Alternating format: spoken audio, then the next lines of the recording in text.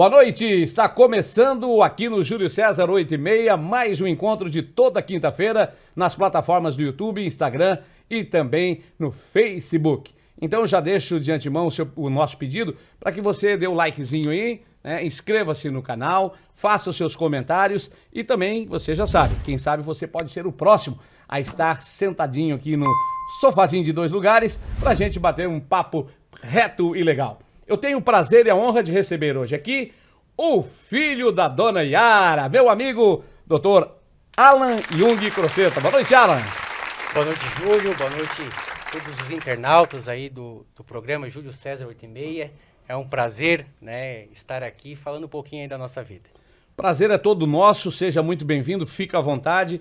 E eu trouxe o Alan aqui para a gente conversar, porque o Alan é um jovem da nossa sociedade que vem se destacando nos últimos anos. Tive o prazer de trabalhar com ele na Rádio Cruz de Malta e ele trabalhava no setor de vendas e eu na comunicação. E o Alan, logo em seguida, depois da sua formatura, entrou aí para o mundo da advocacia. Hoje, juntamente com toda a equipe ali do Dr. Odirley, exerce a advocacia. Ele que é formado em Direito, né, pela Universidade Unibave aqui de Orleans. Alan, uma das suas especialidades, que nós vamos falar de todas, é claro. Antes de nós começarmos a falar de profissão, eu só gostaria de saber o destaque na sua apresentação. O que te levou a ser especialista em direito eleitoral?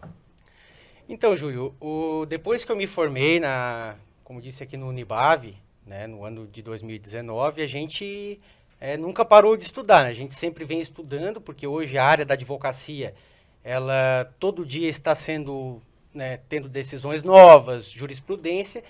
E, como todos sabem, né, que eu sempre tive um pezinho ali dentro da política, né, e sempre gosto, né, porque eu acho que a política é um local de se fazer, né, muitas coisas relacionadas sempre à sociedade, à comunidade em si. E hoje, como eu já não tenho mais aquela pretensão política, mas a gente tem alguns amigos, né, dentro da área política, que todo o processo eleitoral, né, que acontece, né, de 2 em 2 anos, né, temos as eleições municipais e depois nós temos as eleições gerais, ela está sempre se inovando. Então, quando eu, né, me pretendia estudar, fazer uma pós-graduação, a primeira que eu pensei foi eleitoral. Né? É muito prazeroso a gente assessorar os candidatos, né, falar sobre as legislações que sempre estão se inovando, as resoluções do TSE. Então, isso nos levou a estudar e ser especialista nessa área. E isso tem sido muito gratificante porque, né, a cada 2 anos sempre tem gente nova na política. Então, sempre estão precisando de um advogado que entenda, né, e muito melhor daquele que já vivenciou a política na vida real. Bom, então nós vamos retroceder no tempo. O Alan, como todos sabem, ou para aqueles que não sabem, é neto de uma das pessoas mais comunicativas que eu tive o prazer de conhecer, né, que trabalhamos juntos na Banda Musical Santa Bárbara, na Rádio Cruz de Malta e também na Igreja Católica, o saudoso vereador e comunicador Valmor Jung, também conhecido aí pelos antigos, né, como o homem que fazia um dos melhores motores da região, enrolava o motor como ninguém. E Alan, você lembra bem do seu avô? Tem boas lembranças assim da infância com ele? Então, Júlio, nossa, meu avô é meu herói. Eu lembro desde criancinha, né, ali na casa da avó, ali na Dona Valquíria, né, tinha a grutinha ali. Lembro, né, como se fosse hoje, né, o meu avô sempre me carregando no carrinho de mão, me levando na igreja, mostrando, auxiliando ele como rebobinava motor. Então, eu sempre tive ele como um herói, assim, para mim, né, como se fosse um segundo pai, porque eu vivia ali na casa do meu avô. Né? E a cada ano que passa, né, eu vou conhecendo algumas pessoas que vêm trazendo coisas que eu jamais imaginava sobre o meu avô. Né? Então, nossa, eu sinto, queria que ele estivesse aqui, mas eu sinto uma saudade imensa dele, porque para mim ele é um exemplo de ser humano e com certeza em tudo que ele fez aqui para Lauro Miller e região como tu relatasse, né, tem frutos até hoje. Bom, você é um dos fundadores da Academia Lauromilense de Letras e você prestou uma homenagem para o seu Valmor Jung e hoje você senta na cadeira Valmor Jung, é isso? Isso, Júlio. É um grupo de jovens aqui, né, de Lauro Miller, né, resolveu fazer uma academia de letras há 2 anos, né, lançamos um livro e cada, né, patrono tinha a sua cadeira, né, cada acadêmico tinha a sua cadeira, a qual poderia, né, destinar a uma figura, né, que a gente pediu que fosse aqui, né, do cotidiano aqui de Lauro Miller. Então, né, eu não pensei em 2 vezes em estar escolhendo o meu avô, né, por tudo que ele fez na comunidade, né, foi o presidente da banda, né, na época dele foi construída a sede, foi foi comprado o ônibus, foi um dos primeiros vereadores, né, naquela legislatura, né, inclusive destacando que na época não tinha salário, a pessoa ia mesmo Era voluntário. porque era voluntário, então isso é muito importante. Tudo que ele fez, né, na área da comunicação, radialista, né, que ele era o compadre Manduca. Padre Manduca. Mas era também um grande noticiarista, hein? O jornal falado Cruz de Malta, na voz do Valmor Jung, era inconfundível. Isso mesmo, nossa, a época que eu peguei, ele fazia, né, a Ave Maria das Seis, né, ele que instalava toda a parte de comunicativa ali da Igreja Matriz, e sem falar que ele foi rebobinador de cinema, ele que passava os filmes, né, nos cinemas, e tudo que precisava da parte, né, elétrica, ele era um ótimo eletricista. Né? Tava ali para auxiliar e para ajudar sempre que precisava. Dava algum problema no Visconde? Chama o seu Valmor. Dava um problema na banda? Chama o seu Valmor. Dava um problema na prefeitura? Chama o seu Valmor. É realmente uma pessoa muito, muito, muito prestativa e muito comunitária. Alan, e o esporte, Alan? Você é praticante de esporte ainda até hoje? Porque eu sei que na sua infância você praticou muito esporte. Então, Júlio, eu sempre gostei de esporte, né? Eu, desde criança, sempre gostei de futebol, né? Futebol de campo, né? No salão eu não jogava muito bem, mas no campo eu joguei de zagueiro, né? E aqui na CMR de Lauro Miller, naquela época, né, tinha muita oportunidade. Aqui sempre foi um celeiro, né, de grandes jogadores. Aí, inclusive, temos aí vários que se destacaram, né, como o Éder, né, que era um pouco mais velho que eu. Então, sempre Lauro Miller eu joguei, né, disputamos moleque bom de bola, Jogos Abertos de Santa Catarina, sempre conseguimos chegar na fase estadual. Então, desde criança eu pratiquei esporte. Hoje, né, eu tenho alguns problemas do joelho, eu pratico só, faço academia, né, faço o aeróbico ali. Muito bem. Alan, e outra coisa, uma parte aí da sua juventude você se dedicou ao teatro, né? E por esse teu modelo ariano de olhos claros, cabelos loiros, né? Quase que a Globo levou ele no lugar do Hilbert. Não, brincadeiras à parte, tá, Rodrigo? Estamos só brincando. Alan, como é que foi essa sua passagem pelo mundo da moda e também pelo teatro? Júlio, só para complementar, ali com relação ao esporte, né? Sim. Eu acho que era a parte mais importante que eu era para falar, eu não falei, né? Que eu tive a oportunidade, né? Quando eu joguei o moleque bom de bola, né? Fui conhecido lá pelos olheiros do Criciúma e eu joguei um período lá nas categorias de base do Criciúma, né? Uhum. Morei lá quase 1 ano, embaixo do estádio do Criciúma, joguei no time infantil, na posição de zagueiro. E, né, por falta de sorte, naquele ano que o Criciúma estava bem, ele caiu estava bem... com uma estrutura lá no CT boa, né? Naquela época eu jogava eu no infantil, o Ari Ricardo, que é o presidente da CML Buiú, que eu morava no mesmo quarto que ele jogava no Júnior, e o Éder era nos juniores. Mas, né, naquele ano o Criciúma caiu para a segunda divisão e eles acabaram, né, fechando as categorias de base e mandaram... Por questão de economia. Questão de economia né, lá no estádio. E no esporte, como qualquer outro esporte, o futebol não é diferente. Qualquer 1 ano a mais, 1 ano a menos, é fim de carreira ou up da carreira, né? Isso, como o Criciúma, nas categorias de base, não... Naquela época, a gente procurou depois, postamente, eles, depois que caiu para a segunda, eles não tinham orçamento, né, para investimento nas categorias de base. Então, eles dispensaram, né, o infantil, o júnior, e deixaram só os juniores porque eram aqueles candidatos para subir para o profissional. Uhum. Aí, hoje, só academia, então. Então, vamos lá. A pergunta que eu fiz anteriormente sobre o teatro e sobre a sua passagem pelo mundo da moda como modelo. Então, Júlio, desde criança, né, que eu sempre gostei muito de bater foto, né, gostei muito de me vestir bem, de sempre estar arrumado, né, e teve uma época que saiu um concurso aqui em todo o Brasil que chamava o Top Model Brasil. Então eles fizeram algumas umas seletivas aqui na região, e no meu caso foi em Orleans, então eles me selecionaram para que num evento lá em Florianópolis eu fosse apresentado para os maiores bookers, managers, né, que são os diretores de agências do Brasil e do mundo.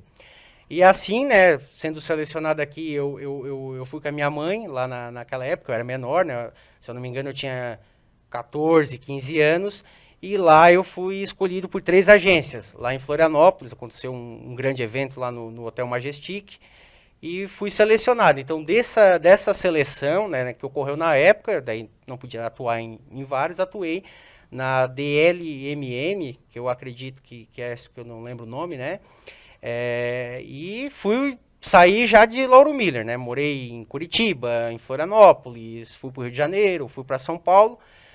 Só que por outra infelicidade do destino, né? Quando a gente estava próximo a pegar alguns trabalhos assim a níveis maiores, né? A gente retornou para Lauro Miller porque precisava, né? Arrumar toda a documentação, porque quando a gente é menor a gente tem que ter autorização judicial, tinha que ter uma série de documentação.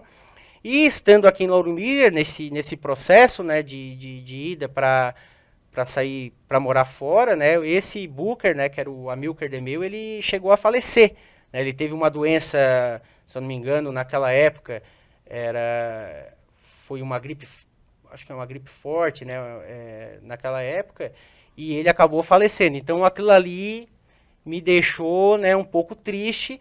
E como o mundo da moda, né, Júlio, ele muda a toda hora, né? Então, assim, lá, menor de idade, para sair de novo, ir para outra cidade. Então, a gente tinha um certo receio. Então, eu preferi ficar aqui na região e começar, né, a galgar outros estudos, que no caso foi o mundo do teatro, né?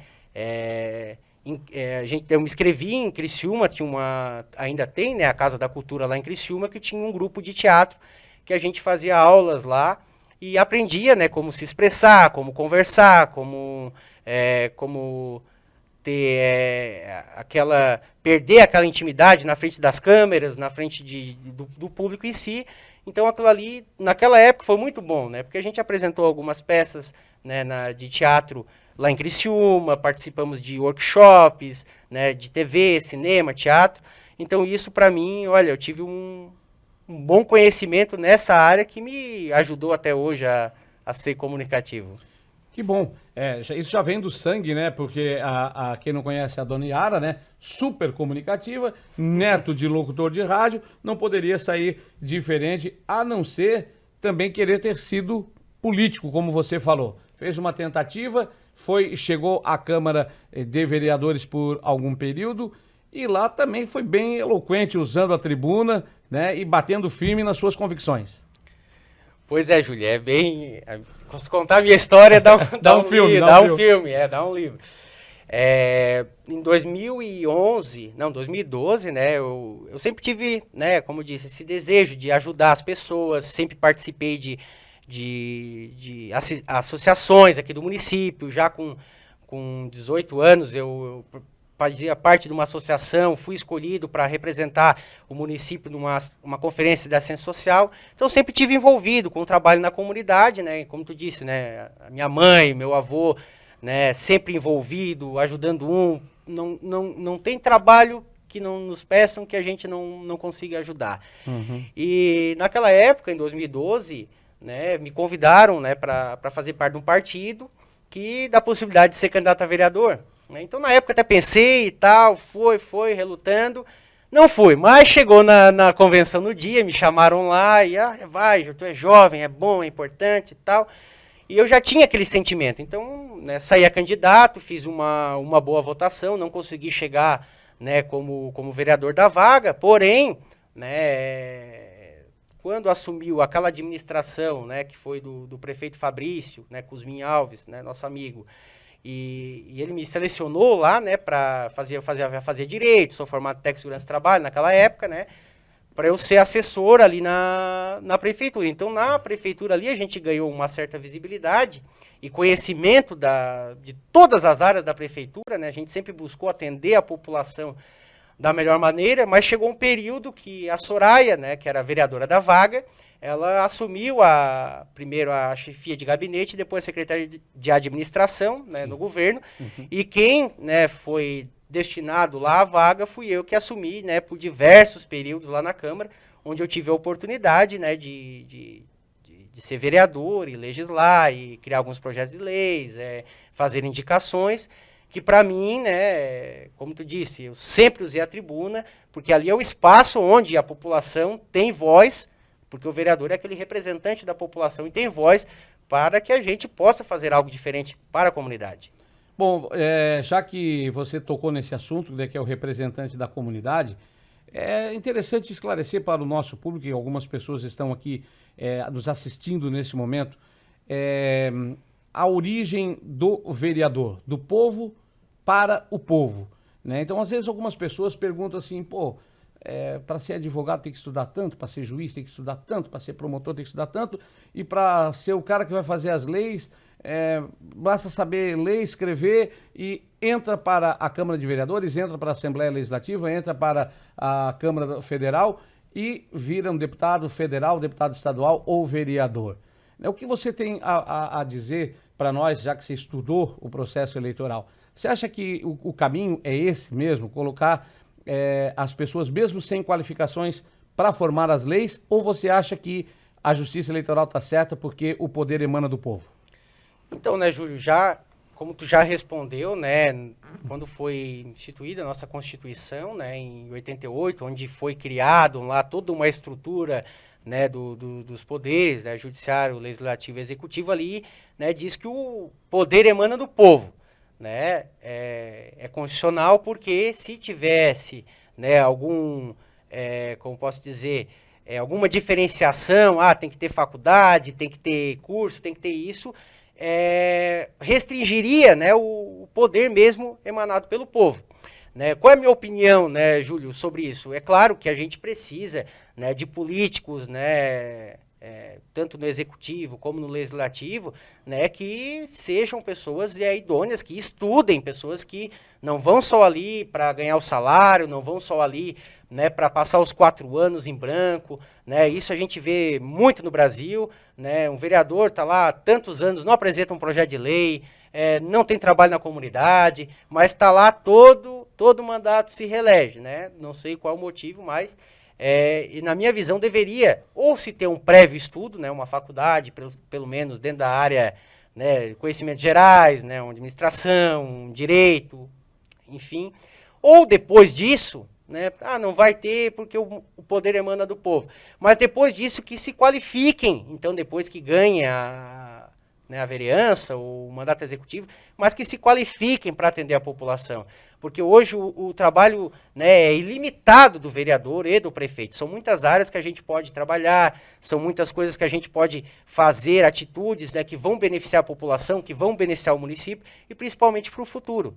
Então, na minha opinião, né, hoje o Poder Judiciário, né, hoje, né, para ser um juiz, tem que ter faculdade, tem que ter um período, tem que passar pela escola da magistratura, né, quem é promotor tem que ter aquela experiência, tem que passar tanto um concurso público, tem que estudar, né, então eu acho que o político também ele precisava estudar, precisava ter conhecimento para dar esse respaldo para a população, até porque quem paga o salário deles é a população, quem elegeu eles é a população. Muito bem. Bom, eu espero que você tenha respondido, que as pessoas, né, mesmo aqueles que não concordam, né, que saibam que realmente essa é uma realidade do país, né, e não é só em Lauro Miller, não é só na região sul do estado de Santa Catarina e, pasmem, não é só nas câmaras de vereadores, é na Assembleia Legislativa e é também lá na Câmara Federal, que temos políticos que não estão preparados para serem políticos, mas, como o poder emana do povo, cada povo tem o governo e os seus representantes que elegeu. Nem sempre é aquilo que merece, mas é aquilo que elegeu. Muito bem, depois então disso, passando pela política, o Alan resolveu ser advogado. 2019 veio a formatura, prova da OAB, como é que foi essa famigerada e danada prova que não é qualquer um que passa? Então, Júlio, né, depois que a gente se forma na faculdade, né, daí a gente tem o título de bacharel em Direito, Então se abre um leque de possibilidades para a gente atuar em alguma carreira jurídica, né? Tem uns que vão lá, querem ser delegado, outros querem ser promotor, outros querem ser juízes, o outro quer ser... quer fazer alguma especialização para que atue num determinado órgão do governo, e tem aqueles que querem seguir a carreira de advogado, né? Então, para tu ser hoje advogado, precisa passar, né, na prova da OAB, que é uma prova, né, que são 2 fases, né? A primeira tem 80 perguntas, né? O candidato tem que acertar no mínimo 40, que é a metade. E na segunda prova é uma prova diferenciada, que é sobre um tema específico, que vai ter uma peça processual, eles vão te dar um caso para tu responder e fazer uma petição, né? Seja uma petição inicial, um recurso ou algum remédio constitucional, e também mais algumas perguntas relacionadas àquele tema. Então, é uma prova bem difícil, né? Ela tem uma reprovação aí, um nível de reprovação bem alto hoje no Brasil, mas para aquele, né, que estudou, que está preparado, que está focado, né, nos estudos, que não vai ali para brincar, ele faz a prova com uma certa tranquilidade. Agora, quem, né, às vezes, né, estudou a faculdade, porque a gente sabe que, né, muita gente ali trabalha o dia inteiro, daí chega à noite está cansado, às vezes não vai, tem criança pequena, né, ele vai ter que recuperar isso aí depois que se formar. Uhum. Olha aí, além da parte eleitoral que eu enfoquei no início aqui do nosso programa, você também está sempre estudando e buscando. Também tem outras formações de pós-graduação e também você está mestrando, né? Isso, Júlio. Como eu disse, o advogado ele tem que estar sempre estudando, né? Como a gente trabalha com várias áreas do direito ali no escritório, né? O escritório Oliveira e Benedetti, ali o doutor Odirley, doutora Suzy, a gente atua em várias áreas. E aí eu sempre, quando eu atuo numa área, né, específica, eu gosto de estudar, eu gosto de me aprofundar, como todos os outros advogados ali do escritório, cada um tem a sua área, a sua formação. Então, né, depois que eu terminei a pós de eleitoral, eu já, em seguida, né, engatei uma pós, né, em direito empresarial, né, e civil, que são 2 pós que andam juntas, né. Hoje a gente tem muitos clientes que são empresas, empresários que precisam de um respaldo jurídico nessa área. E também, né, eu que cuido da parte criminal ali do escritório, né, faço os processos crime, né, além de todo aquele conhecimento que a gente obtém na faculdade, a gente também, né, fez uma pós-graduação, né, estou ainda concluo agora nesse primeiro semestre, para se tornar especialista naquele ramo do direito criminal. E, né, para não parar de vez, né, agora a gente começou o mestrado ali na Unesc, a gente pegou uma matéria isolada ali, tendo em vista que não estava aberto o edital, e já comecei a fazer o mestrado para que agora, né, na parte regular, a gente se inscreve e depois, futuramente, podemos aí dar aula aí nas faculdades da região que hoje exigem, né, o título de mestrado. Muito embora as minhas pós-graduações já dão, né, o título para a gente atuar como professor. Como professor, por exemplo, numa cadeira de administração, se tem 3 disciplinas de direito, né, que é o direito empresarial, o Código Penal e direito tributário. Isso, obviamente, que precisa, né, de professores que sejam formados em direito para poder, né, passar isso para os alunos também do curso de contabilidade e de administração. Então tá na veia esse negócio de querer dar aula, de voltar para a sala de aula, mas como um tutor, como um professor. Isso, Júlio, eu acho que quando a gente ensina, a gente aprende mais, tá? Então, porque a gente tem que se dedicar, né, a ensinar os alunos, né? Então, sempre eu tive esse gosto de conversar com uma pessoa, de não só tá expondo a nossa opinião, mas também ensinando aquilo que está determinado.